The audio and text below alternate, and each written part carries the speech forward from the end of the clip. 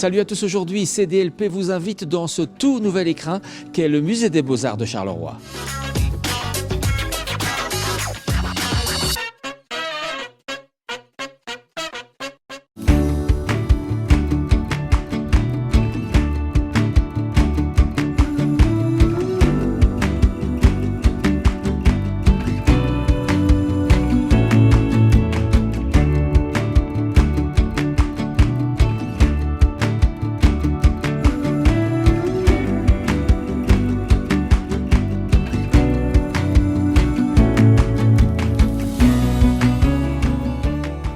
Et pour inaugurer les lieux, quoi de plus normal que de consacrer la toute première exposition temporaire aux 100 ans de création emblématique des éditions Dupuy.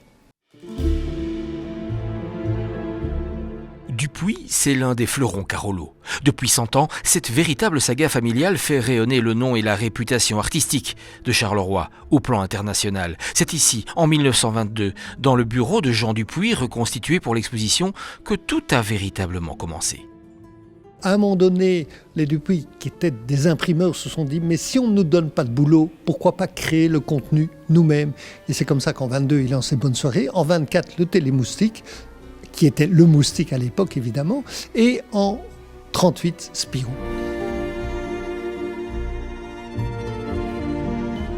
Grande saga familiale et régionale. Régionale parce qu'en fait, les Dupuy sont restés pendant des décennies à Marcinelle, rue d'Estrée, là où sont toujours maintenant les éditions Dupuy. Familiale parce qu'effectivement, Jean Dupuy d'abord, il a été très fort aidé par son oncle et sa tante qui l'ont élevé et qui ont financé sa première presse à imprimer, la célèbre Cobalt. Et ensuite parce qu'il a eu 2 filles, 2 garçons qui eux-mêmes se sont mariés et ont plein d'enfants.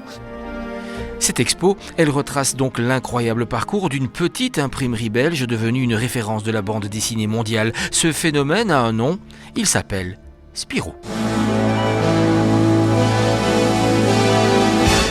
On a ici l'agenda où Paul Dupuy, le fils aîné de Jean, a noté un certain nombre de prénoms. Il y avait Julot, Mousse, Viva et il y avait Spirou avec une petite croix. Donc effectivement, c'est de se dire ça, Spirou, côté écureuil, garçon espiègle et tout, ça claquerait bien pour un magazine pour la jeunesse.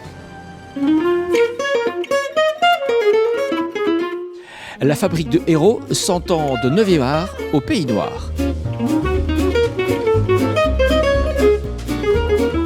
Il y a une partie scénario ici où on explique vraiment comment on écrit une bande dessinée. Il n'y a pas de bonne façon, il y a juste des façons différentes qui plaisent plus ou moins aux scénaristes et aux dessinateurs aussi. Et donc, d'abord le texte et puis le dessin, dans quel ordre ? En général, d'abord le texte et puis le dessin. On peut découvrir des tas de dessins que les auteurs nous envoient comme ça, mais il y a aussi des pièces plus importantes comme des dessins, des illustrations réalistes d'Albert Uderzo, dessinateur d'Astérix, pour les Bonnes Soirées. On a une planche de Zepp à l'époque où il travaillait chez Dupuy. Hergé, il est venu sonner à Marcinelle chez les frères Dupuy pour demander du boulot de prépublication puisque les albums étaient déjà édités chez Casterman. Et on lui aurait dit « Ah non, on ne veut pas de ce sale collabo chez nous ». Donc voilà, donc on l'aurait accueilli, eh bien les éditions du Lombard n'auraient sans doute pas vu le jour. Goscinny, même chose, eh bien, il a travaillé pour la World Press et un jour il s'est fait virer de la World Press parce qu'il faisait partie d'un groupe d'auteurs qui voulait organiser un syndicat d'auteurs et donc il est parti à Paris créer Pilote avec RTL d'abord, ensuite Georges Dargaud. Donc voilà, donc Dargaud n'existerait peut-être pas si...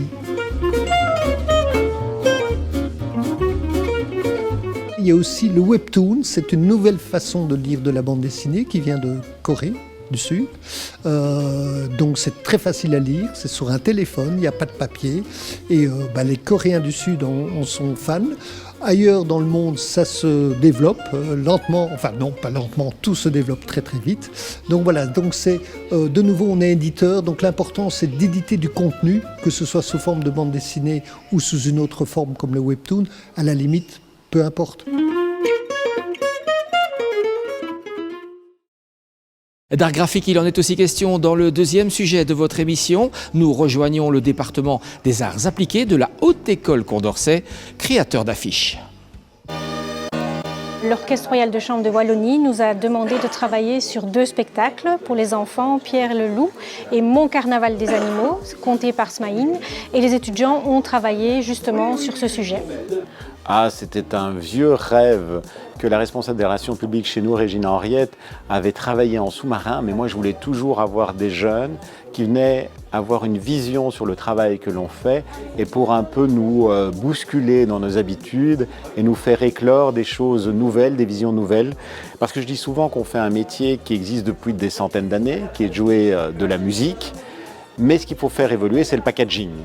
Et donc là, le packaging, c'est forcément les affiches, c'est forcément le message, c'est la façon dont on communique les choses, où ça peut être assez bousculant d'être en contact avec des jeunes qui ont une toute autre vision de ce qu'on a. L'inspiration des animaux, je les ai juste dessinés en écoutant la pièce du théâtre, pour les animaux de Pierre et le loup. Et puis pour le carnaval des animaux, j'ai essayé de faire le même style.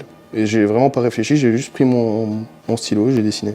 Je fonctionne d'abord papier, puis PC, et puis mise au net.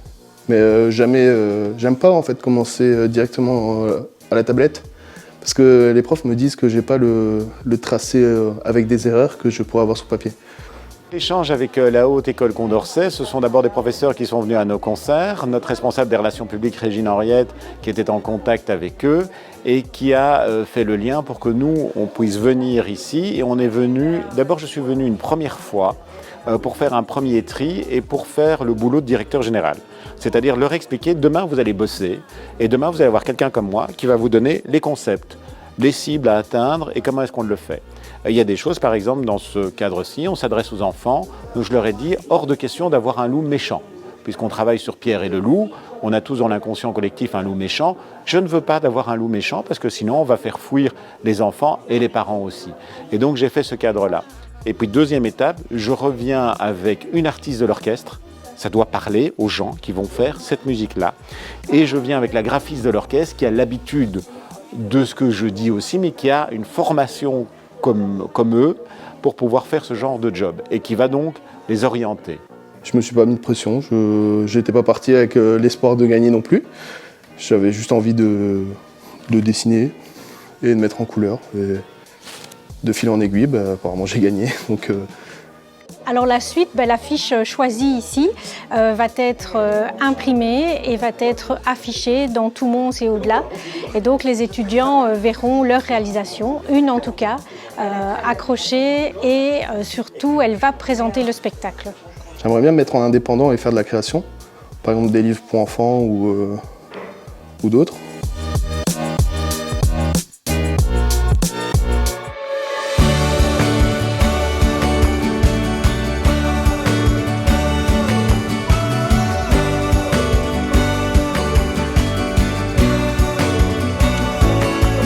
Et CDLP, c'est déjà terminé. On se retrouve la semaine prochaine sur cette même chaîne et puis avant cela sur les réseaux sociaux. Et puis n'oubliez surtout pas, il y a toujours un petit Spirou qui sommeille en vous. À très bientôt.